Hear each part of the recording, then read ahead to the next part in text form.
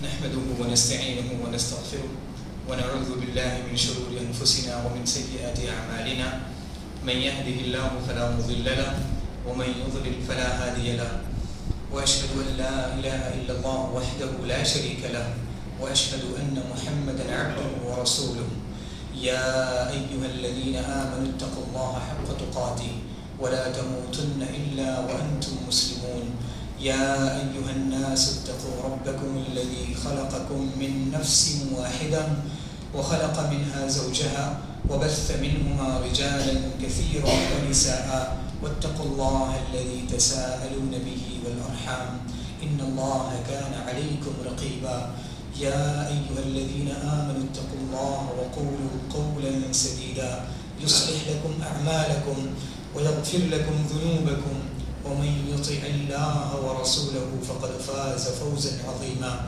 أما بعد فإن خير الحديث كتاب الله وخير الهدي هدي محمد صلى الله عليه وسلم وشر الأمور محدثاتها وكل محدثة بدعة وكل بدعة ضلالة وكل ضلالة في النار. محترم حاضرین، اللہ رب العالمین کا بے حد شکر و احسان ہے کہ اس نے مجھے آپ لوگوں کے سامنے کچھ باتیں کہنے کا موقع دیا. اللہ رب العالمین کے شکر و احسان کے بعد میں اس مسجد کے ذمہ داران کو شکر ادا کرتا ہوں کہ آپ نے مجھ سے حسن ظن رکھتے ہوئے مجھے دوبارہ آپ کے سامنے کچھ بولنے کا موقع عنایت فرمایا. اللہ رب العالمین سے دعا ہے کہ اللہ رب العالمین ہمارا اس مجلس میں حاضر ہونا، دین کی باتیں سننا، اللہ رب العالمین اسے ہماری مغفرت کا ذریعہ بنائے. آمین. اور جتنے وقت ہم یہاں رہے ہیں ہم پر اپنی رحمت اپنی سکون نازل فرمائے. آمین. میں نے آپ کے سامنے قرآن مجید کی ایک چھوٹی سی سورت لکھی ہے، اس کا نام ہے سورۃ العادیات. کیا نام ہے؟ سورۃ العادیات. یہ سورہ مکہ میں نازل ہوئی. کہاں نازل ہوئی؟ مکہ میں نازل ہوئی. کہاں نازل ہوئی؟ مکہ میں. جو بھی سورہ مکہ میں نازل ہوئی ہے اس کی ایک خاص بات ہے. کیا خاص بات ہے؟ آپ جانتے ہیں کہ اللہ کے نبی صلی اللہ علیہ وسلم مکہ میں 13 سال تک رہے. کتنے سال؟ 13 سال. اس 13 سال میں اللہ کے نبی صلی اللہ علیہ وسلم کو بہت ستایا گیا، مختلف پریشانیاں ہوئی، مختلف تکلیفیں دی گئی اللہ کے نبی صلی اللہ علیہ وسلم کو. ان 13 سالوں میں اللہ کے نبی صلی اللہ علیہ وسلم نے مسلمانوں کو روزہ رکھنے، حج کرنے یا دشمنوں سے لڑائی کرنے ان کا حکم نہیں دیا اللہ کے نبی صلی اللہ علیہ وسلم نے. اس 13 سال میں اللہ کے نبی صلی اللہ علیہ وسلم کی دعوت 3 پوائنٹ پر تھی. 3 بڑے چیلنجز کا اللہ کے نبی صلی اللہ علیہ وسلم نے سامنا کیا. 3 بڑے چیلنجز کا. آپ اس چیز کو یاد رکھیں. اگر آپ سے کوئی سوال کرے کہ ایسے 3 پوائنٹ بتائیں جن 3 پوائنٹ پر تمام انبیاء نے اپنی دعوت پیش کی ہے، یعنی ایسی 3 چیزوں کا تذکرہ کیجئے. اللہ رب العالمین نے اس دنیا کی ابتدا سے اللہ کے نبی صلی اللہ علیہ وسلم تک جتنے رسولوں کو بھیجا ہے سب نے ان 3 چیزوں کی دعوت دی. وہ 3 چیزیں میں آپ کے سامنے تذکرہ کر رہا ہوں. پہلی چیز توحید. پہلی چیز توحید. توحید کا مطلب یہ ہے کہ اس دنیا کو بنانے والا خالق صرف اور صرف اللہ رب العالمین ہے، اور ہم انسان اللہ رب العالمین کی مخلوق ہیں. تو ہماری عبادتیں، ہماری عبادتوں کی جتنی بھی شکلیں ہو سکتی ہیں یہ صرف اور صرف اللہ رب العالمین کے لیے جائز ہے. صرف اللہ رب العالمین حقیقی معبود ہے، سچا معبود ہے. تو عبادت بھی کس کی ہونی چاہیے؟ سچی عبادت کی ہونی چاہیے. اور آپ جانتے ہیں کیا مشرکین مکہ صرف اللہ کی عبادت کیا کرتے تھے یا اپنے ہاتھوں سے بنائے ہوئے معبودوں کی عبادت کیا کرتے تھے؟ تو اللہ کے نبی صلی اللہ علیہ وسلم کی دعوت کا سب سے بڑا پوائنٹ یا مکہ کی زندگی کا سب سے بڑا چیلنج جو تھا وہ تھا کہ اہل مکہ کو توحید کی دعوت دینا. آپ جانتے ہیں کہ جب اللہ کے نبی صلی اللہ علیہ وسلم نے توحید کی دعوت شروع کی تو توحید کی دعوت شروع کرنے سے پہلے مکہ والے آپ کے دوست تھے، آپ کی بہت عزت کیا کرتے تھے، آپ کو صادق اور امین کہا کرتے تھے. امین یعنی امانت دار. ایک بینک پر جتنا ایک مسلمان کو آج بھروسہ ہے اس سے زیادہ مشرکین مکہ کو اللہ کے نبی صلی اللہ علیہ وسلم پہ بھروسہ تھا.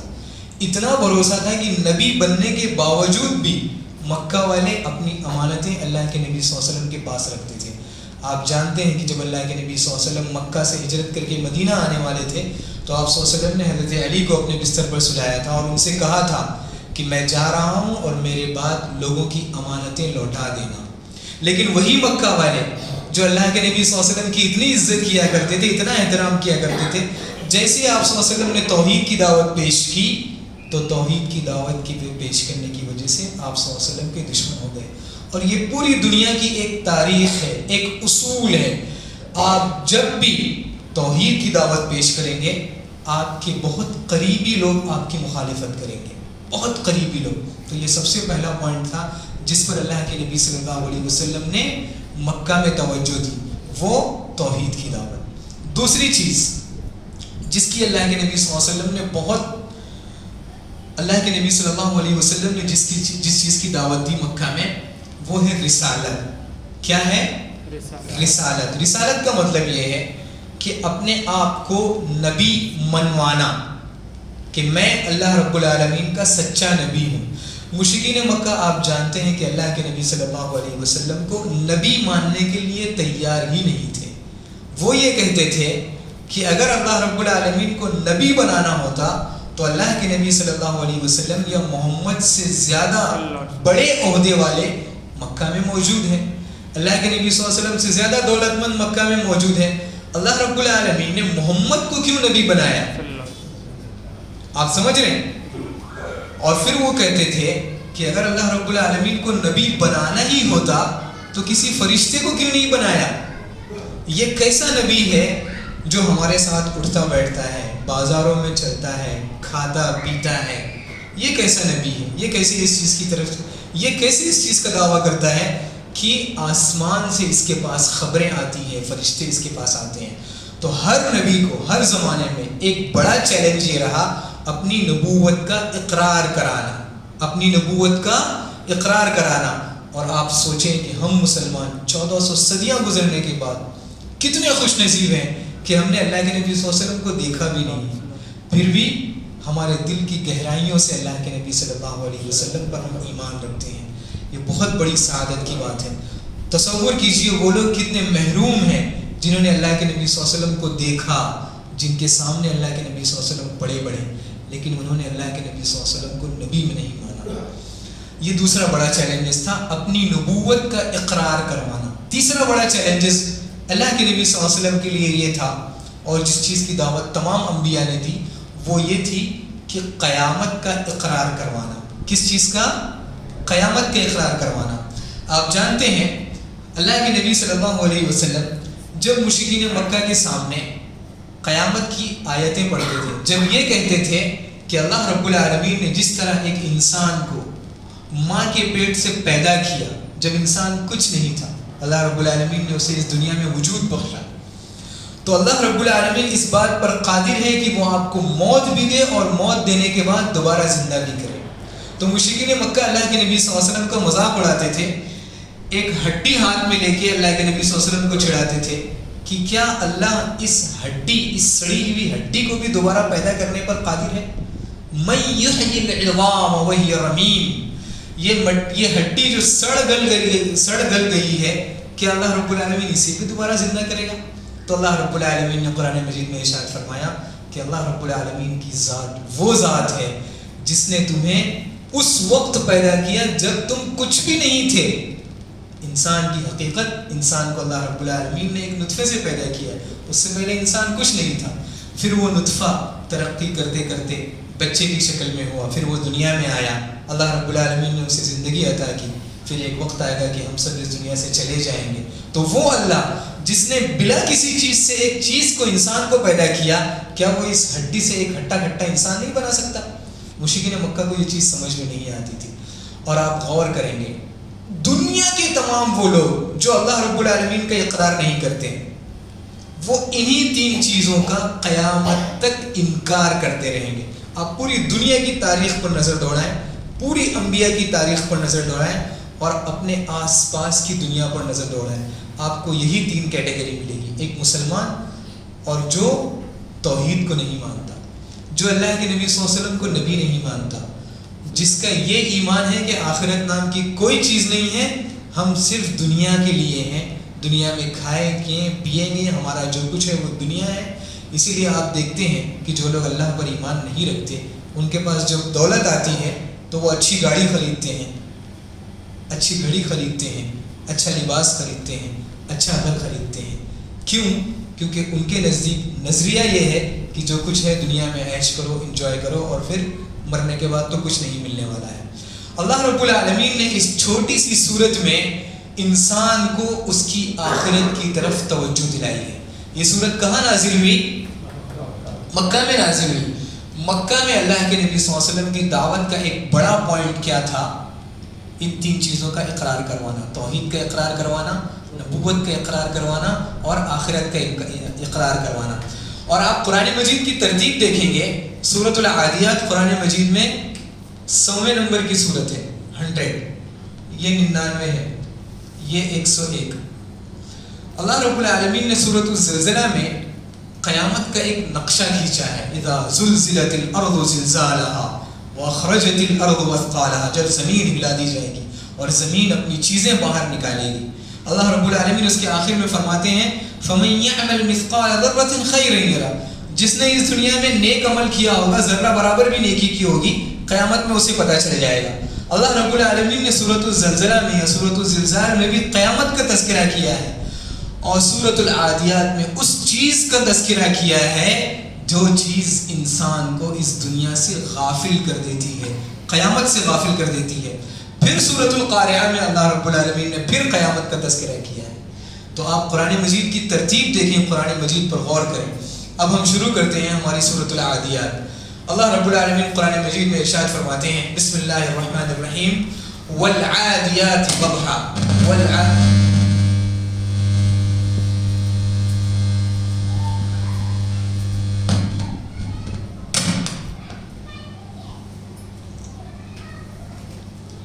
اب تک جو ہماری بات ہوئی، جو میں نے آپ کو بیک گراؤنڈ سمجھایا سورۃ العادیات کا، اس سلسلے میں کوئی سوال، کوئی ایسی چیز جو میں بتایا ہوں لیکن آپ لوگوں کو سمجھ میں نہ آ سکی؟ کوئی سوال؟ جواب دیں آپ لوگ، جمعہ کے خطبے میں نہیں ہے. آگے بڑھیں. اللہ رب العالمین فرماتے ہیں والعادیات ضبحا.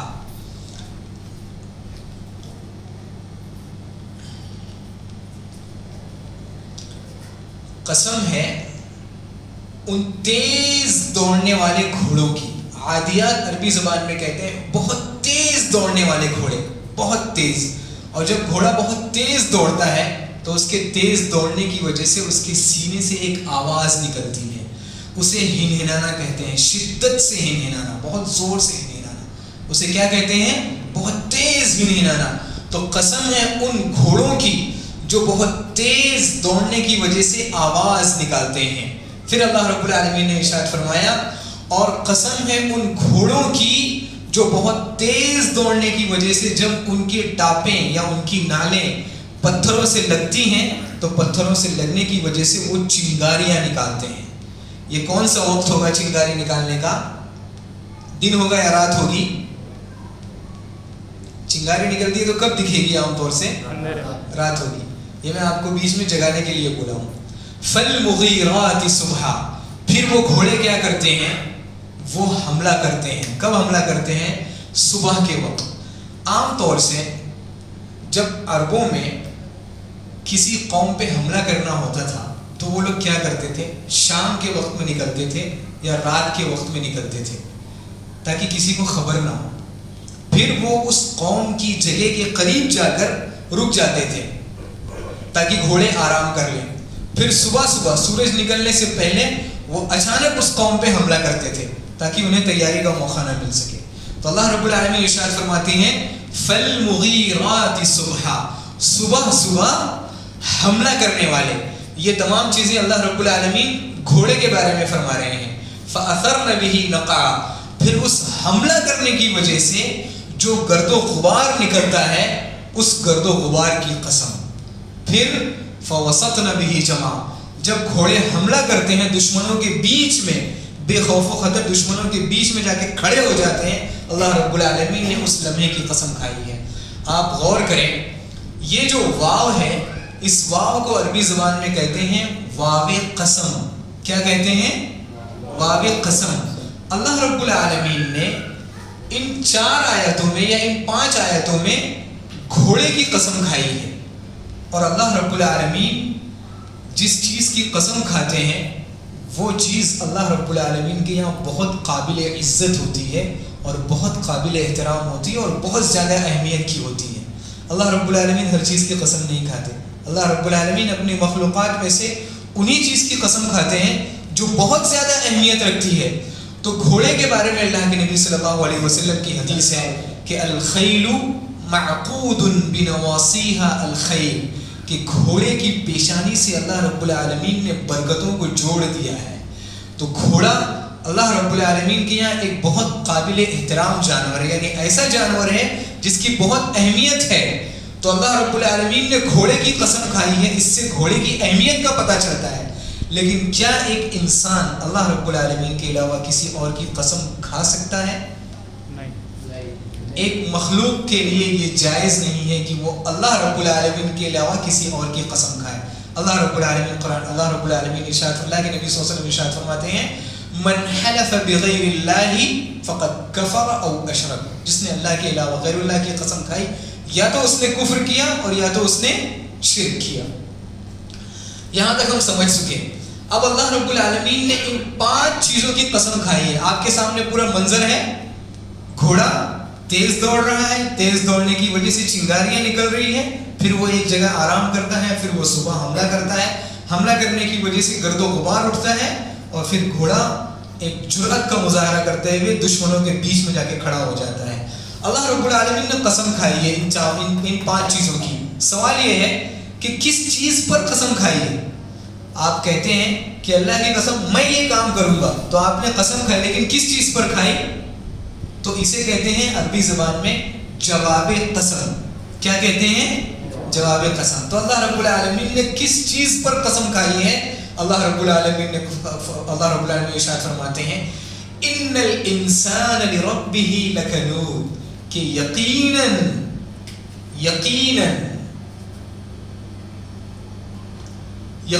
انسان اپنے رب کا انتہائی ناشکرا ہے. کیا ہے؟ انتہائی ناشکرا ہے. اللہ رب العالمین نے صرف یہ نہیں فرمایا کہ انسان ناشکرا ہے.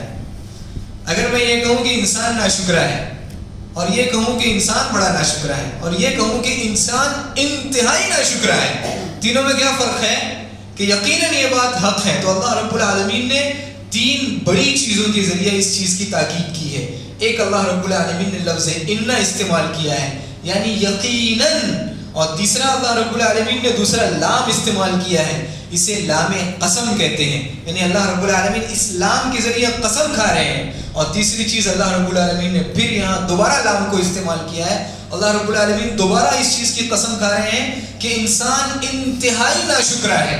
اور تیسری چیز پھر اللہ رب العالمین نے جواب قسم کے ذریعے ذکر کیا وَإِنَّهُ عَلَى ذَلِكَ لَشَهِيدٌ، نہ صرف انسان ناشکرا ہے بلکہ انسان اپنی ناشکرے پن کی خود ہی گواہی دیتا ہے، یعنی خود ہی ایسی حرکتیں کر دیتا ہے جس سے وہ خود اس بات کی گواہی دیتا ہے کہ میں انتہائی ناشکرا ہوں.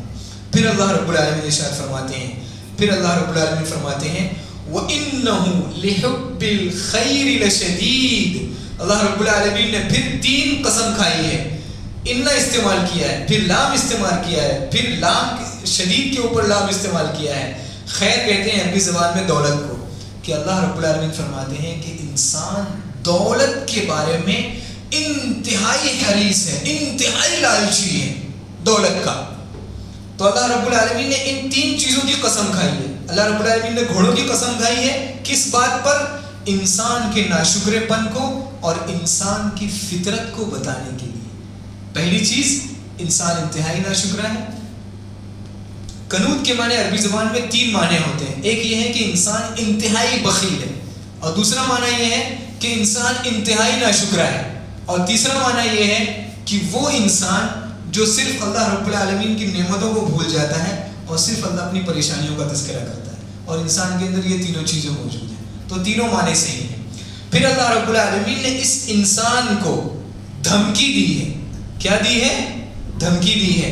افلا یعلم اذا بعثر ما فی القبور.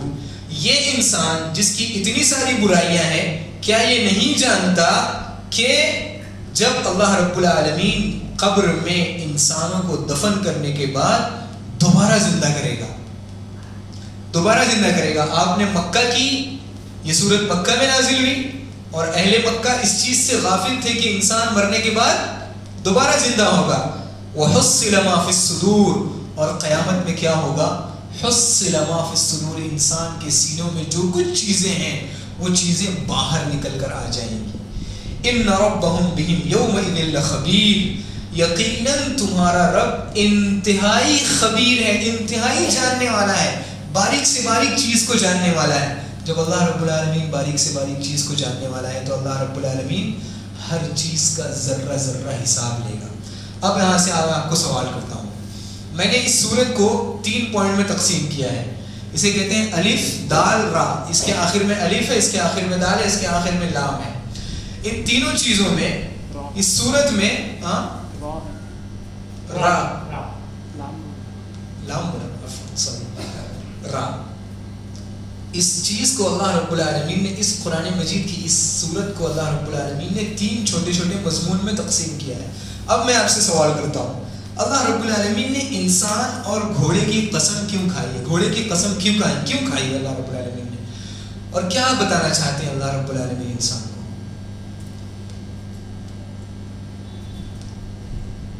ترجمہ سمجھ میں آیا آپ لوگوں کو؟ سورت کا مضمون سمجھ میں آیا؟ سورت کا پیغام سمجھ میں آیا؟ جی اب آپ بتائیں کہ اللہ رب العالمین نے کیوں گھوڑے کی قسم کھائی ہے؟ کیا ثابت کرنا چاہتے ہیں اللہ رب العالمین؟ کیوں ایک انسان کے سامنے گھوڑے کا تذکرہ کیا ہے؟ انسان عاشق ہے، گھوڑا انسان کا وفادار ہوتا ہے، ہاں وہ مالک کا. بہت بہترین. اور آپ؟ تو اللہ تعالیٰ بتانا چاہتا ہے کہ تھوڑی سی انسان جب گھوڑے کی خدمت کرتا ہے تو وہ اتنا فرما بردار ہو جاتا ہے. بہت اور بہترین. انسان کو اللہ نے اتنا کچھ نعمت عطا کیا اور وہ اللہ کا ناشکر بنتا ہے. بہت بہترین. اور کوئی شخص؟ اللہ رب العالمین نے گھوڑے کا تذکرہ کر کے ایک انسان کو، اس انسان کو جو اللہ پر ایمان نہیں رکھتا ہے، اس کا ذہن کھولنا چاہے، اسے حیا دلانی چاہیے، اس کے سامنے اپنے گھوڑے سے عبرت حاصل کرنے کا حکم دیا ہے اس صورت میں. اللہ رب العالمین ارشاد فرماتے ہیں کہ گھوڑا اللہ رب العالمین کی ایک مخلوق ہے، انسان بھی اللہ رب العالمین کی ایک مخلوق ہے، لیکن یہ گھوڑا اتنی عظیم مخلوق ہے اللہ رب العالمین کی کہ اس کا قدر انسان سے زیادہ ہے، اس کی طاقت انسان سے زیادہ ہے. اگر گھوڑا ایک لات مار دے انسان کو تو انسان کا نہ جانے کیا حشر ہوگا. لیکن اتنی بڑی جسامت اور اتنی بڑی طاقت کے باوجود یہ گھوڑا انسان کی غلامی کرتا ہے اور انسان کی غلامی کی نافرمانی نہیں کرتا. اللہ رب العالمین نے اس گھوڑے کو انسان کے تابع کیا ہے اور انسان کی یہ اتنی فرما برداری کرتا ہے، اتنی فرما برداری کرتا ہے کہ جب یہ انسان اس گھوڑے پر بیٹھ کر اس کو کہیں لے جانا چاہتا ہے، یہاں تک کہ جنگ میں بھی لے جانا چاہتا ہے، تو وہ اس کی آواز پر، اس کے حکم پر لبیک کہتے ہوئے دوڑ پڑتا ہے. اتنا تیز دوڑتا ہے کہ اس دوڑنے کی وجہ سے اس کی سانسیں بے ترتیب ہو جاتی اور ہانپنے کی آواز آنے لگتی ہے. گویا وہ اس انسان کی فرما برداری میں اپنی پوری طاقت جھونک دیتا ہے. فالموریات قدحا، رات کے وقت جب وہ گھوڑے چلتے ہیں تو چنگاریاں نکلتی ہیں. گھوڑا اپنے مالک کا اتنا وفادار ہے کہ وہ اپنے مالک کے حکم کی فرما برداری میں نہ دن دیکھتا ہے نہ رات دیکھتا ہے. اپنے مالک کی فرما برداری میں دن میں بھی چلتا ہے، رات میں بھی چلتا ہے. یہ گھوڑا اتنا وفادار ہے اپنے مالک کا کہ اس گھوڑے کو اگر جنگ میں استعمال کیا جائے تو یہ اس جنگ سے بھی اپنی جان جوخم میں ڈالنے سے بھی پیچھے نہیں ہٹتا. یہ جرأت کا مظاہرہ کرتا ہے اپنے مالک سے وفاداری کرتے ہوئے. ایسا نہیں کرتا کہ دشمن اس کو گھیر لے تو وہ اپنے مالک کو چھوڑ کر بھاگ جاتا ہے. نہیں، وہ اپنی جان کی بازی لگاتا ہے، ایک جرأت کا مظاہرہ کرتا ہے. اللہ رب العالمین ایک انسان کو نصیحت دینا چاہتے ہیں کہ اے انسان، تو بھی اللہ رب العالمین کی ایک مخلوق ہے، تو بھی اللہ رب العالمین کا ایک غلام ہے. لیکن اس گھوڑے کو دیکھ اور اپنی زندگی کو دیکھ. وہ گھوڑا جو اپنے مالک کی فرما برداری کرتا ہے اسے اس کا مالک کیا دیتا ہے؟ کیا دیتا ہے اس کا مالک؟ खान पान 3 टाइम का खाना देता है, रहने के लिए एक छत देता है, और अगर वो घोड़ा बीमार हो जाए, थोड़ा कमजोर हो जाए, तो उसको फेंक के दूसरा घोड़ा ले आता है कि नहीं? लेकिन वो अल्लाह रब्बुल आलमीन जिसने तुझे वजूद बख्शा, जिसने तुझे बोलने की सलाहियत से नवाजा, हाथ चलने के लिए पैर दिए, पकड़ने के लिए हाथ दी, गुफ्तगू के लिए ज़बान दी, अक्ल दी, ए इंसान तू कितना बड़ा नाशुक्रा है कि वो घोड़ा जो अपनी मालिक की इतनी फरमाबरदारी करता है, तो अल्लाह रब्बुल आलमीन की उतनी फरमाबरदारी भी नहीं करता जितना अल्लाह रब्बुल आलमीन ने तुझ पर फर्ज किया है। आप बात समझ रहे हैं जी? वो घोड़ा जो अपने मालिक के लिए जान तक कुर्बान कर देने के लिए तैयार रहता है, लेकिन ये इंसान इतना नाशुक्रा है कि अल्लाह रब्बुल आलमीन की राह में अपना नफली माल तो दूर की बात है, अल्लाह रब्बुल आलमीन ने जो दौलत का हक उसे दिया है, हक अदा करने का, वो भी नहीं करता है, ज़कात नहीं देता है, न जिस्म से अल्लाह रब्बुल आलमीन की फरमाबरदारी करता है, न दौलत से अल्लाह रब्बुल आलमीन की फरमाबरदारी करता है। ये इंसान इतना बड़ा बखील है कि वो हर चीज़ में अल्लाह रब्बुल आलमीन की नाफरमानी करता है। कनूत के एक माने ये है कि जो इंसान बखीली करता है, बखीली का मतलब ये है कि एक इंसान जायज़ चीज़ों में भी अपनी दौलत खर्च ना करे। तो अल्लाह रब्बुल आलमीन ने जो दौलत इंसान को दी है, ये इंसान इतना नाशुक्रा है कि अल्लाह रब्बुल आलमीन का उस दौलत में से हक भी नहीं अदा करता। हालांकि दौलत किसने दी है? अल्लाह रब्बुल आलमीन ने दी है। ये इंसान इतना नाशुक्रा है कि अल्लाह रब्बुल आलमीन की दी हुई नेमतों को भुला देता है, और किस चीज़ का तज़किरा करता है? बार बार मुसीबतों का तज़किरा करता है, अल्लाह रब्बुल आलमीन के सामने परेशानियों का तज़किरा करता है, अल्लाह रब्बुल आलमीन की तौहीन करता है कि अल्लाह रब्बुल आलमीन को मैं ही मिला था क्या? मैं ही मिला था कि अल्लाह रब्बुल आलमीन को, जो अल्लाह रब्बुल आलमीन मुझे इतनी तकलीफ़ें दे रहे हैं। तीसरी चीज़, इंसान अल्लाह रब्बुल आलमीन की नेमतों पर अल्लाह रब्बुल आलमीन का शुक्र अदा नहीं करता।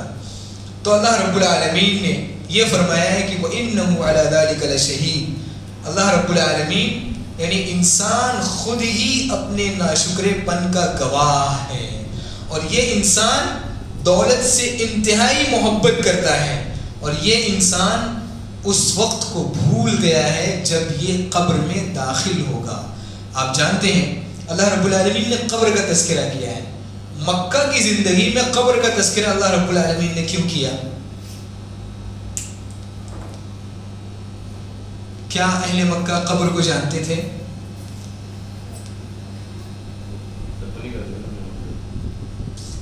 जी, ये बहुत अहम पॉइंट है। क्या फ़र्क है अहले मक्का के दरमियान, आज के मुश्रिक के दरमियान? हाँ, अहले मक्का जब किसी का इंतकाल होता था तो वो बाकायदा गड़ा खोदते थे और इंसान को कब्र में दफन करते थे।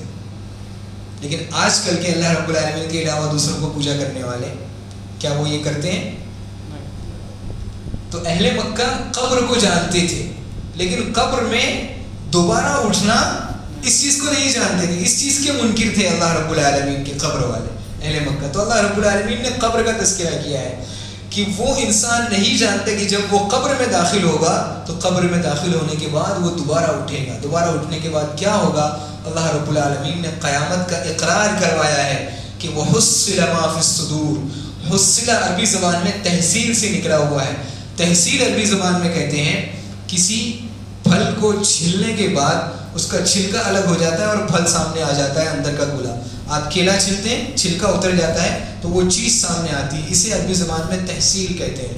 तो अल्लाह रब्बुल आलमीन यहाँ इस चीज़ की तरफ तवज्जो दिलाना चाहते हैं कि जिस तरह कब्र से एक इंसान बाहर निकलेगा, इसी तरह वो चीज़ें भी इंसान के सीने से बाहर निकलेंगी, वो राज भी बाहर निकलेंगे जो इंसान सीनों में दफन किया है। यानी कोई भी चीज़ अल्लाह रब्बुल आलमीन से छुपने वाली नहीं है, और वो अल्लाह रब्बुल आलमीन हर चीज़ के बारे में बाखबर है। तुम जो कुछ कर रहे हो, अल्लाह रब्बुल आलमीन की नाफरमानी कर रहे हो, घोड़े से इबरत नहीं हासिल कर रहे हो, अल्लाह रब्बुल आलमीन की राह में दौलत नहीं खर्चा कर रहे हो, अल्लाह रब्बुल आलमीन की तौहीद का इकरार नहीं कर रहे हो, अल्लाह रब्बुल आलमीन की क़यामत का इनकार कर रहे हो, तुम्हारा इस चीज़ तुम कब्रों को देखते हो लेकिन इबरत हासिल नहीं करते। تم اپنے وجود کو دیکھتے ہو لیکن عبرت حاصل نہیں کرتے.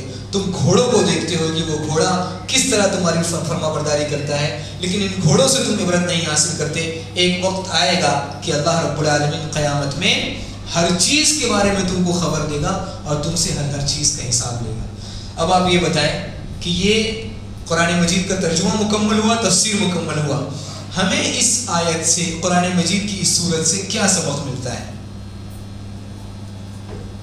کیا سبق ملتا ہے ہمیں؟ ہر حال میں اللہ کی شکر گزاری کرنا. ہر حال میں اللہ کی شکر گزاری کرنا. اس سے پہلے شروعات سے اللہ رب العالمین نے شروعات جانور سے کی ہے.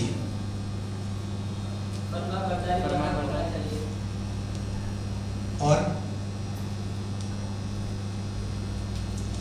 اللہ رب العالمین نے ایک جانور کو بطور عبرت ذکر کیا ہے کہ انسان اس سے عبرت حاصل کرے. اللہ رب العالمین نے انسان کو آنکھوں سے دیکھنے والا بنایا, کانوں سے سننے والا بنایا, اور اللہ رب العالمین نے انسان کو عقل سے نوازا. عقل یہ ایک انسان اور جانور کے درمیان فرق کرتی ہے. جانور کے پاس بھی آنکھیں ہوتی ہیں, جانور کے پاس بھی نگاہیں ہوتی ہیں دیکھنے کے لیے, کان ہوتے ہیں اس کو سننے کے لیے, لیکن جانور کے پاس عقل نہیں ہوتی. اللہ رب العالمین نے انسان کو عقل سے نوازا, لیکن یہ انسان اللہ رب العالمین نے اس مضمون کو قرآن مجید میں کئی جگہوں پہ بیان کیا ہے. ایک جگہ اللہ رب العالمین نے قرآن مجید میں ان انسانوں کو جو عبرت حاصل نہیں کرتے, ان انسانوں کے بارے میں اللہ رب العالمین نے قرآن مجید میں ارشاد فرمایا اولئک کالانعام بل هم اضل, کہ وہ لوگ جو اللہ رب العالمین کا اقرار نہیں کرتے, جو اللہ رب العالمین کی توحید کا اقرار نہیں کرتے, وہ جانوروں کی طرح ہے, بلکہ جانوروں سے بھی گئے گزرے ہیں. کیا کہا اللہ رب العالمین نے سب سے پہلے؟ جانوروں کی طرح ہے. پھر کیا کہا؟ جانوروں سے بھی گئے گزرے ہیں. ایک جانور جب اس کے سامنے, اگر وہ روڈ پہ بیٹھا ہوتا ہے, کوئی گاڑی سامنے سے آتی ہے, وہ دیکھ رہا ہے کہ گاڑی سامنے سے آ رہی ہے, لیکن اس کے باوجود وہ کبھی کبھی راستہ نہیں چھوڑتا. جب بہت زور سے ہارن بجایا جاتا ہے تبھی بھی اس پہ کوئی فرق نہیں پڑتا, لیکن جب کئی لوگ ہارن بجاتے ہیں یا کبھی کبھی کوئی کتا آتا ہے بہت زور کی کوئی ہارن بجائے تو وہ راستہ چھوڑ دیتا ہے.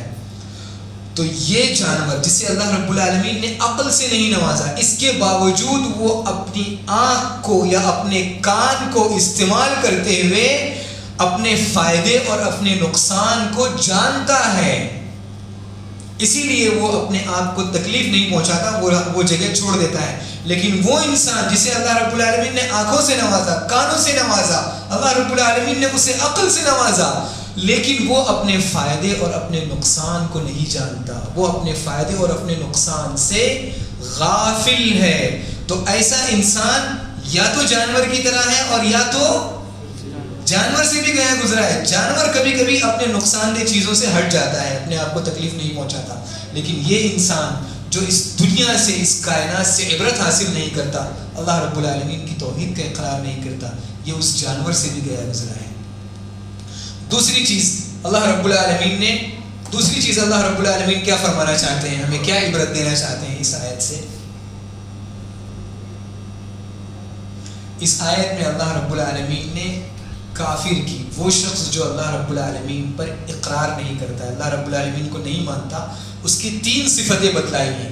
ایک یہ ہے کہ وہ بخیل ہے, ایک یہ ہے کہ وہ ناشکرا ہے, تیسرا جو صرف اپنی مصیبتیں گنواتا ہے, اللہ رب العالمین کی نعمتوں کو بھول جاتا ہے. تو ایسے انسان, یہ اس انسان کی علامت ہے جو اللہ رب العالمین پر ایمان نہیں رکھتا. اس سے ایک مسلمان کو عبرت حاصل کرنی چاہیے کہ بخیلی اور اللہ رب العالمین کا ناشکرہ ہونا, اللہ رب العالمین کی نعمتوں کا اقرار نہ کرنا, یہ ایک مومن کی علامت نہیں ہے. اگر یہ کسی مومن میں ہے, کسی مسلمان میں ہے, تو اسے سمجھنا چاہیے کہ وہ اس کے اندر حقیقی معنوں میں اللہ رب العالمین کی عزت اور اللہ رب العالمین کا حقیقی معنوں میں احترام نہیں ہے. قنوت کا ایک معنی یہ بھی ہے کہ اللہ رب العالمین نے انسان کو جن نعمتوں سے نوازا ہے وہ اللہ رب العالمین کی طرف اس نعمت کی نسبت نہ کرے, بلکہ وہ نسبت وہ اللہ رب العالمین کے علاوہ غیر اللہ کی طرف کرے. یہ کہے کہ مجھے اللہ رب العالمین کی وجہ سے مجھے یہ نعمت نہیں ملی ہے, بلکہ مجھے فلاں جگہ پر چڑھاوا چڑھانے کی وجہ سے یہ نعمتیں ملی ہیں.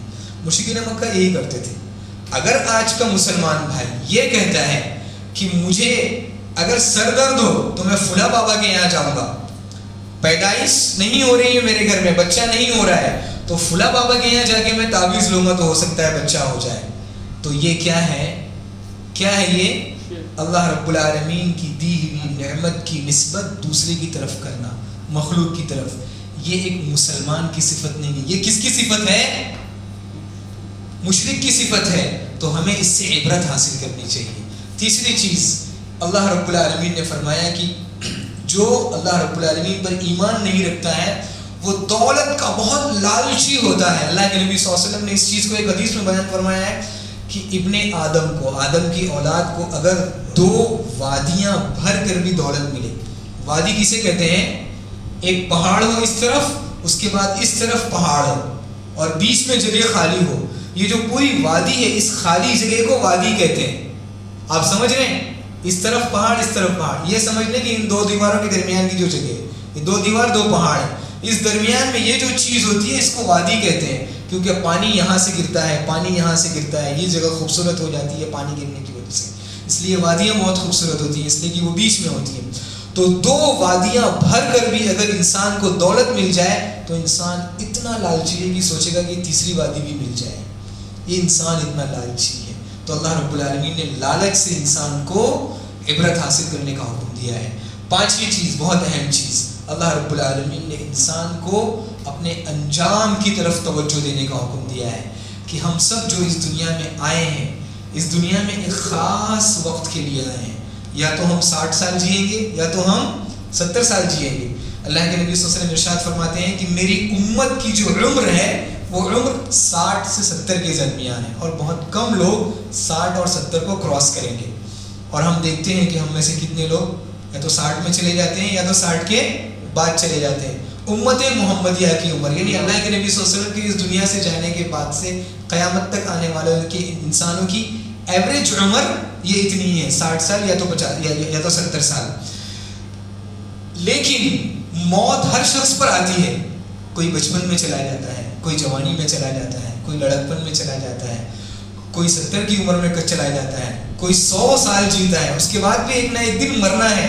لیکن موت ایک مومن کے لیے اس کی زندگی کا اختتام نہیں ہے. مومن کا کیا دیکھتا ہے؟ مومن دنیا کو کس نگاہ سے دیکھتا ہے کہ میں جو یہ دنیا میں آیا ہوں, یہ دنیا میرے لیے آخرت کمانے کا ذریعہ ہے. یہ دنیا میرے لیے ایک پڑاؤ کی جگہ ہے, ایک سفر کی جگہ ہے, میں ایک مسافر ہوں. مومن دنیا کو اس نظر سے دیکھتا ہے, ایک پل کی نظر سے دیکھتا ہے کہ اس طرف دنیا ہے, اس طرف آخرت ہے, بس مجھے پل پار کرنا ہے. تو اللہ رب العالمین اس چیز کی طرف توجہ دلانا چاہتے ہیں کہ اصل چیز موت نہیں ہے, اصل چیز قبر میں جانا نہیں ہے. قبر تک کا تو مشرکین مکہ بھی اقرار کیا کرتے تھے, اصل چیز اس کے بعد کی زندگی ہے کہ ہم نے اللہ رب العالمین کے سامنے اس زندگی کا کیسا استعمال کیا. اگر اچھا استعمال کیا ہے تو اللہ رب العالمین ہمیں انعام سے نوازیں گے, اور اگر ہم نے اپنی زندگی کا غلط استعمال کیا ہے تو اللہ رب العالمین ہمیں سزا دیں گے. اور وہ جو زندگی ایک مومن قیامت میں گزارے گا اس کی عمر بہت لمبی ہے. اس کی عمر کتنی ہے؟ بہت لمبی ہے. ایک انسان تصور بھی نہیں کر سکتا. صرف قبر کی عمر کا ایک انسان تصور نہیں کر سکتا. آج سے 1400 سال پہلے صحابہ, آج سے 1400 سال پہلے جن لوگوں کا انتقال ہوا ہے, یا 1300 سال پہلے, یا 1200 سال پہلے, یا 50 سال پہلے, وہ آج تک قبر میں ہے یا نہیں ہے؟ یہ تو دنیا کی زندگی ہے, یہ قبر کی زندگی ہے, یہ بیچ کا گیپ ہے. آخرت کی زندگی نہ جانے کتنی بڑی ہے. تو اصل ایک مومن, ذہین مومن, عقل مند مومن وہ ہے جو اس چیز کی تیاری کرے, قبر کی زندگی کی اور قبر کے بعد کی زندگی کی تیاری کرے. حضرت عثمان بن عفان رضی اللہ تعالیٰ عنہ کتنے سال ہو گئے ان کے انتقال کو؟ کتنے سال ہو گئے؟ صحابی ہے نا, یا 100 سال پہلے انتقال ہوا؟ 1400 سال تقریباً. 1400 سال سے وہ اپنی قبر میں اللہ رب العالمین ان پر انعام و اکرام کی بارش کر رہا ہے. اور یہی حال ہر مومن کا ہے. جو بھی مومن اللہ رب العالمین پر ایمان رکھتا ہو, نیک عمل کیا ہو, اللہ رب العالمین کا متقی بندہ ہو, اللہ رب العالمین اسے مرنے سے پہلے بھی محفوظ رکھتے ہیں, اور اللہ رب العالمین اسے قبر میں بھی انعام و اکرام سے نوازتے ہیں, اور قبر میں انعام و اکرام سے نوازنے کے بعد دنیا اور آخرت میں تو انشاءاللہ اللہ رب العالمین جنت سے نوازیں گے. اللہ رب العالمین سے دعا ہے کہ اللہ رب العالمین نے جس طرح ہمیں اس مسجد میں جمع فرمایا ہے, اللہ رب العالمین ہمیں جنت میں بھی جمع فرمائے. آخری چیز, اللہ رب العالمین نے اپنی عظمت کا احساس دلایا ہے. کس چیز کا؟ عظمت کا احساس دلایا ہے. وہ انسان کو جو انسان کم از کم گھوڑے یا جانور کو دیکھ کر عبرت نہیں حاصل کرتا, کم از کم اللہ رب العالمین کی مخلوقات کو دیکھ کر عبرت حاصل کرے کہ اللہ رب العالمین نے اتنی بڑی بڑی مخلوقات بنائے ہیں. اللہ رب العالمین نے سورج بنایا جو ایک انسان کی زمین سے بھی بڑا ہے. اللہ رب العالمین نے چاند تارے بنائے, یہ آسمان اتنی عظیم عظیم مخلوق ہے. کم از کم اگر جانور کو نہیں دیکھتا تو اپنے آس پاس کے ماحول ہی کو دیکھ لے, اور اتنا بھی نہیں دیکھتا تو کم از کم اپنے وجود ہی کو دیکھ لے کہ کیسے وہ اس دنیا میں آیا اور کیسے اس نے اس دنیا میں زندگی گزاری, کیسے اللہ رب العالمین نے اسے انعام و اکرام سے نوازا.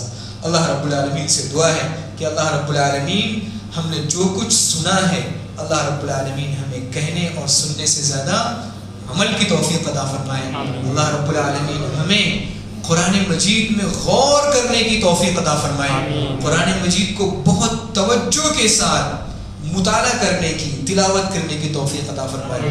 رب العالمین ہماری قبر کی زندگی بھی نعمت والی بنا دے اور آخرت کی زندگی بھی نعمت والی بنا دے, اور ہمیں ان تمام اعمال سے بچا جو تیری نافرمانی کی طرف لے جاتے ہوں یا جس سے تو ناراض رہتا ہو. آمین. تقبل یا رب العالمین. والسلام علیکم ورحمۃ اللہ وبرکاتہ.